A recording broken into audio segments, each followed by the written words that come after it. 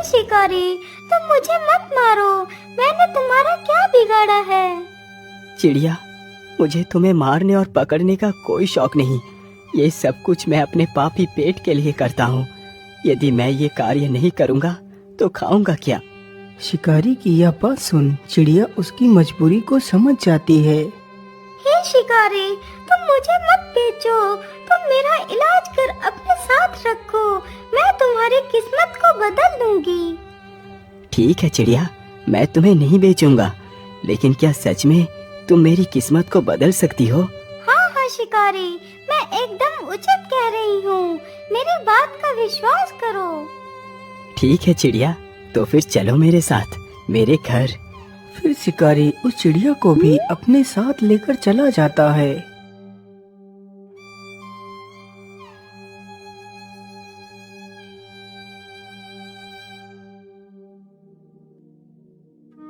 चिड़िया, तुम इसी स्थान पर बैठो, मैं तुम्हारे घाव पर दवाई लगा देता हूँ। इतना बोलकर शिकारी चिड़िया को वहीं पर बैठाकर दवाई लेने जाता है। वह जल्दी ही एक कटोरी में दवाई ले आता है और उस चिड़िया के घाव पर लगाता है। चिड़िया, अब तुम यहीं पर बैठकर आराम करो, कल तक तुम बिल्कुल ठीक हो जाओगी।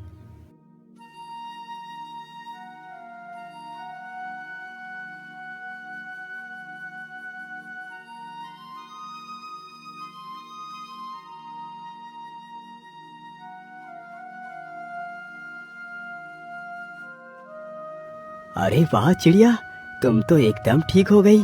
अच्छा, अब तुम यही घर में रुको, मैं शिकार के लिए जा रहा हूँ। अरे नहीं नहीं शिकारी, अब तुम शिकार नहीं करोगे। लेकिन चिड़िया, यदि मैं शिकार नहीं करूँगा तो पैसे कहाँ से आएंगे? तुम शायद भूल गए कि मैंने तुमसे कहा था कि मैं तुम्हारी किस्मत को बदल दूंगी। हाँ हाँ, मुझे याद है, लेकिन तुम करोगी क्या? शिकारी, तुम जाओ और बाजार से ऊन खरीद कर ले आओ। लेकिन चिड़िया, मेरे पास तो 1 रुपया है, इससे कितनी ऊन मिलेगी? अरे 1 रुपए में जितने भी ऊन मिले तुम बस ले आओ। अच्छा ठीक है चिड़िया, मैं ऊन लेने के लिए जा रहा हूँ। इतना बोलकर शिकारी वहाँ से चला जाता है। कुछ समय गुजरने के बाद वह ऊन के 4 गोले लेकर आ जाता है। चिड़िया ये लो, मैं ऊन ले आया हूँ। ठीक है, तुम इस ऊन को यहीं पर रख दो, मैं रात को इस ऊन का उपयोग करूँगी।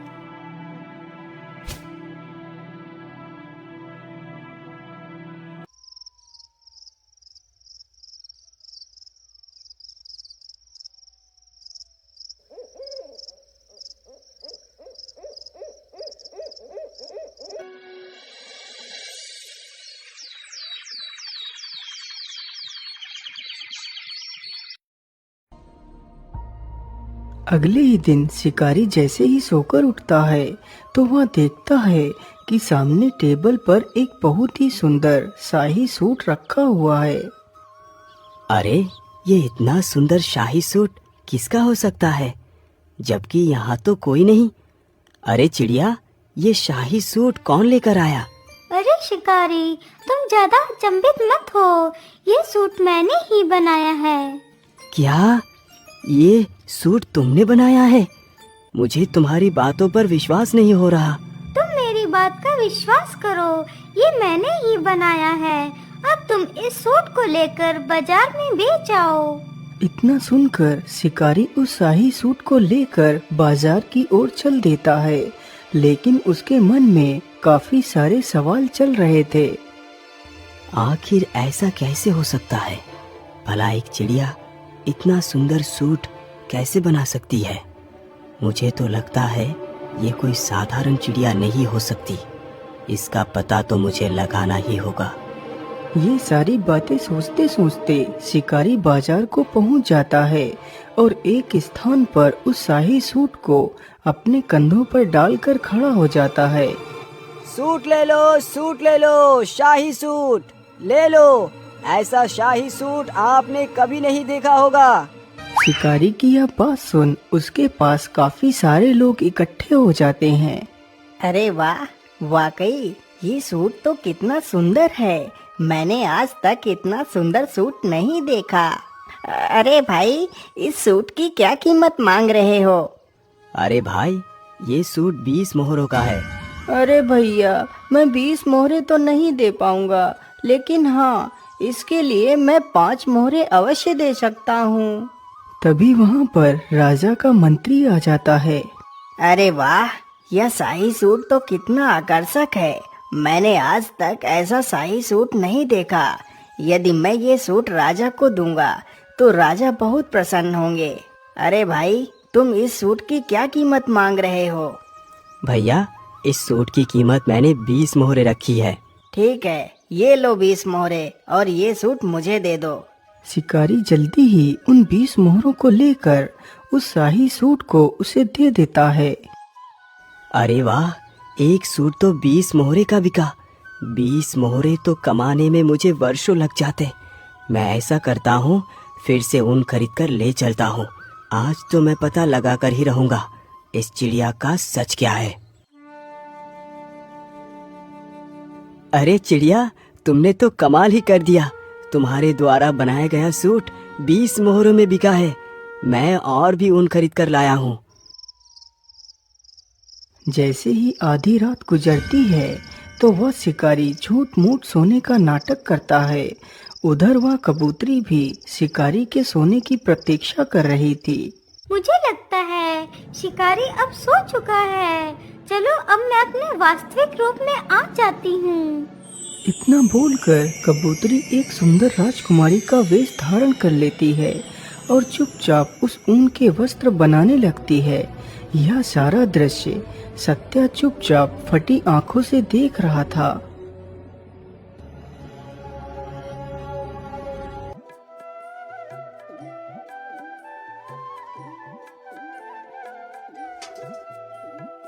अगली सुबह राजकुमारी वापस से अपने उसी कबूतरी वेश में आ गई थी। अरे वाह कबूतरी, आज तो तुमने और भी ज्यादा सुंदर वस्त्र बनाए हैं। लेकिन इतनी सुंदर वस्त्र बनाना किसी आम पक्षी के बस की बात नहीं। आखिर कौन हो तुम जो इस कबूतरी के वेश में रह रही हो? मैं तुम्हारी वास्तविकता को जान गया हूँ।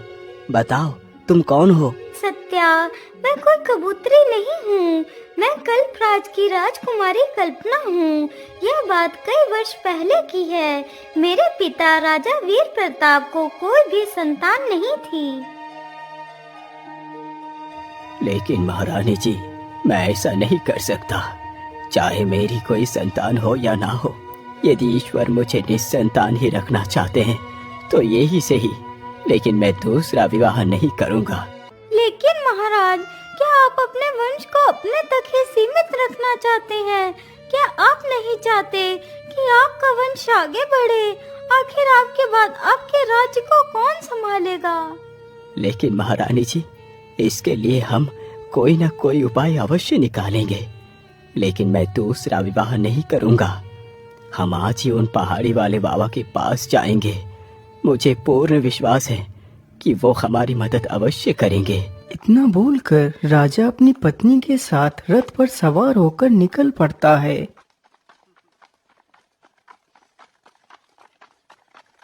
वह चलते चलते जल्दी ही उस बाबा के आश्रम में पहुंच जाता है।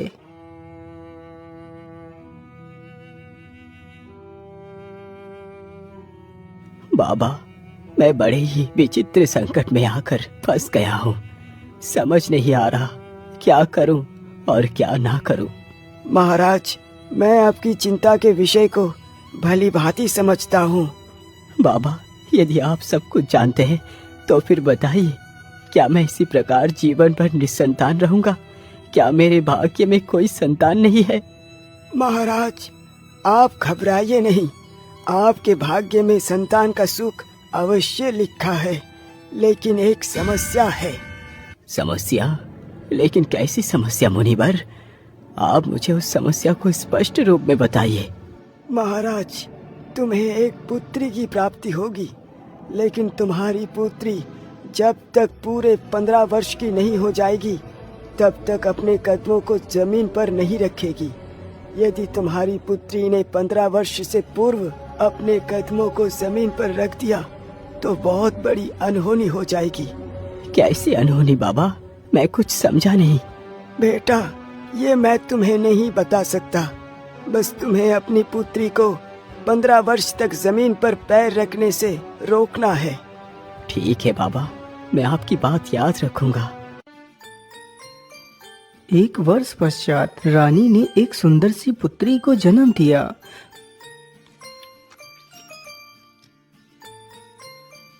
मंत्री जी, जाओ और पूरे राज्य में धन दौलत बांटो। आज मेरे लिए सबसे बड़ा खुशी का दिन है। धीरे धीरे काफी वर्ष गुजर गए।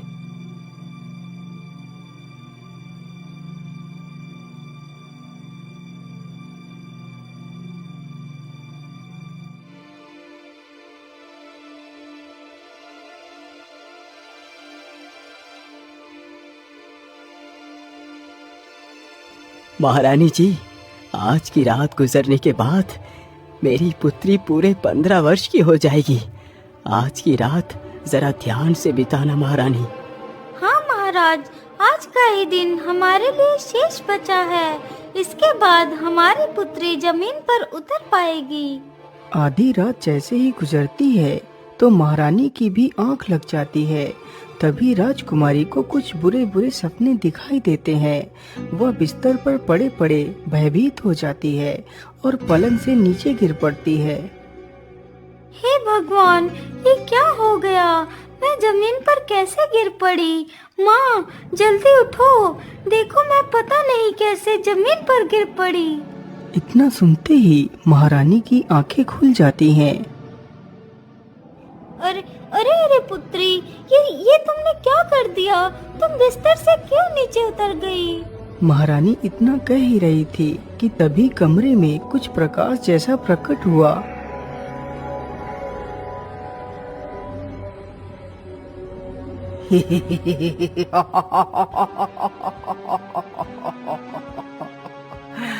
महारानी जी, मैं भूखा हूँ, मुझे मांस खिलाओ, नहीं तो मैं तुम्हारी बेटी को खा जाऊंगा। नहीं राक्षस, तुम ऐसा नहीं कर सकते। इतना कहते ही महारानी जमीन पर गिर पड़ती है और बेहोश हो जाती है। राक्षस, आप मुझे मत मारो, मुझ पर दया करो। अरे वाह, राजकुमारी तो कितनी सुंदर है। काश कि यह राजकुमारी मेरी पत्नी बनती तो कितना अच्छा होता। ठीक है, मैं तुम्हें नहीं मारूंगा, लेकिन तुम्हें मेरे साथ विवाह करना होगा। चलो मेरे साथ। इतना बोलकर राक्षस राजकुमारी का हाथ पकड़कर वहाँ से गायब हो जाता है और उसे अपनी गुफा में ले जाता है। राजकुमारी, यही मेरा घर है। आज से तुम यहाँ की मालकिन बनोगी। मैं तुम्हारे साथ विवाह करूँगा। नहीं राक्षस, मैं एक इंसान हूँ और तुम तो एक दैत्य हो। भला मैं तुम्हारे साथ विवाह कैसे कर सकती हूँ? मुझे जाने दो। नहीं राजकुमारी, तुम्हें यदि जीवित रहना है तो तुम्हें मेरे साथ विवाह करना ही पड़ेगा। अच्छा, अब मैं अपने रिश्तेदारों को न्योता देने के लिए जा रहा हूँ, तुम यहीं पर रुकना। लेकिन हाँ, यदि मैं तुम्हें यहाँ छोड़कर चला गया तो तुम यहाँ से कहीं भी भागकर जा सकती हो। इसलिए मैं तुम्हें एक पंछी बनाकर पिंजरे में बंद कर देता हूँ। फिर राक्षस राजकुमारी को एक कबूतरी बनाकर पिंजरे में बंद कर देता है और वहाँ से चला जाता है। हे भगवान, अब मैं क्या करूँ? यहाँ से कैसे निकलूँ? मैं इस पिंजरे को खोलने की कोशिश करती हूँ, हो सकता है पिंजरा खुल जाए। कबूतरी पिंजरे को खोलने का प्रयास करती है। कुछ देर प्रयास करने के पश्चात पिंजरा खुल जाता है और वह वहाँ से उड़ जाती है। लेकिन राजकुमारी, क्या तुम अपने वास्तविक रूप को धारण कर नहीं रह सकती? शिकारी भाई, मैं अपने वास्तविक रूप में सिर्फ कुछ क्षण के लिए ही रह सकती हूँ। एक दिन में सिर्फ एक बार ही मैं अपना वास्तविक रूप ले सकती हूँ, वो भी रात के 12 बजे के बाद। क्या तुम श्राप से मुक्त नहीं हो सकती? इसका जवाब तो पहाड़ी वाले बाबा ही दे सकते हैं। तो फिर ठीक है राजकुमारी, चलो मेरे साथ पहाड़ी वाले बाबा के पास, मैं तुम्हारी रक्षा करूंगा। इतना बोलकर वह दोनों बाबा से मिलने के लिए निकल पड़ते हैं।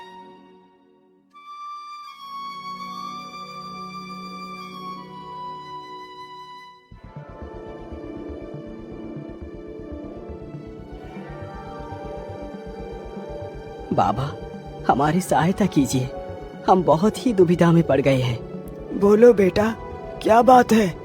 तुम इतना परेशानी में क्यों दिखाई पड़ रहे हो? कबूतरी सारी कहानी बाबा को सुनाती है। पुत्री, तुम घबराओ मत, सब कुछ ठीक हो जाएगा।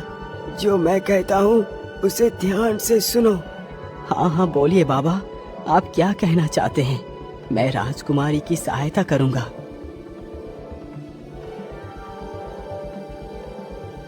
राजकुमारी, तुम्हें अपने वास्तविक रूप को प्राप्त करने के लिए उस नदी में स्नान करना होगा, तभी तुम अपने पिछले जन्म के श्राप से मुक्त हो पाओगी।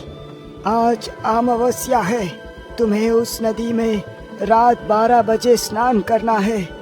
सत्या, तुम भी राजकुमारी के रक्षण के लिए साथ ही जाओगे। राजकुमारी, अब वो समय आ चुका है। सत्य, तुम जल्दी से राजकुमारी को नदी पर लेकर जाओ। बाबा की यह बात सुनकर शिकारी राजकुमारी के साथ नदी के लिए निकल पड़ता है। वह दोनों जल्दी ही नदी पर पहुंच जाते हैं। सत्या, तुम यहीं पर रुको, मैं अभी नदी से स्नान करके आती हूँ। ठीक है राजकुमारी, तुम जाओ, मैं यहीं पर तुम्हारी प्रतीक्षा करता हूँ। इतना सुनकर कबूतरी जैसे ही नदी में स्नान करने के लिए आगे बढ़ती है।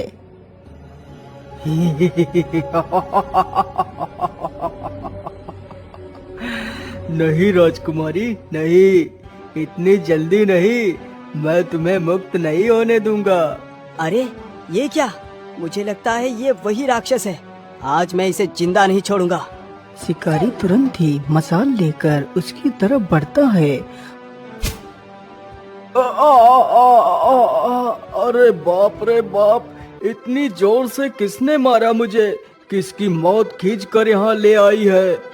अरे दुष्ट राक्षस, मैंने ही तुझे मारा है। हिम्मत है तो मुझे मार के दिखा। अच्छा, ऐसी बात है तो पहले तू ही मरने के लिए तैयार हो जा।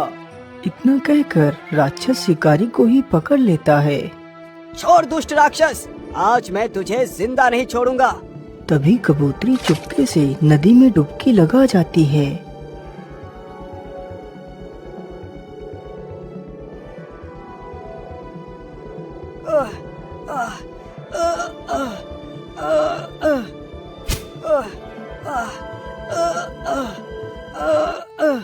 शिकारी, क्या तुम ठीक हो?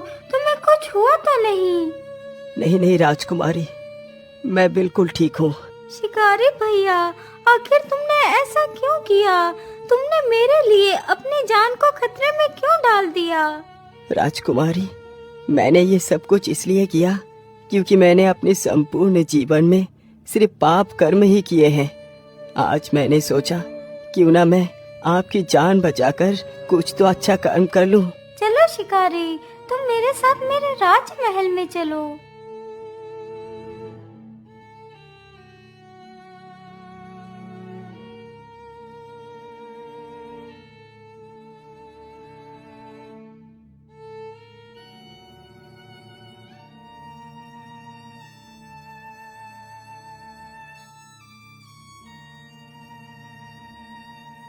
सत्या, आज तुमने मेरी पुत्री की जान बचाकर मुझ पर बहुत बड़ा उपकार किया है। मैं तुम्हारा ये उपकार कभी नहीं चुका पाऊंगा। मंत्री जी, सत्या को एक बैलगाड़ी भरकर सोना, चांदी, हीरे, जवाहरात दे दी जाए। राजा के इस आदेश पर शिकारी को एक बैलगाड़ी भरकर सोना, चांदी, हीरे, जवाहरात देकर सम्मान पूर्वक विदा कर दिया जाता है।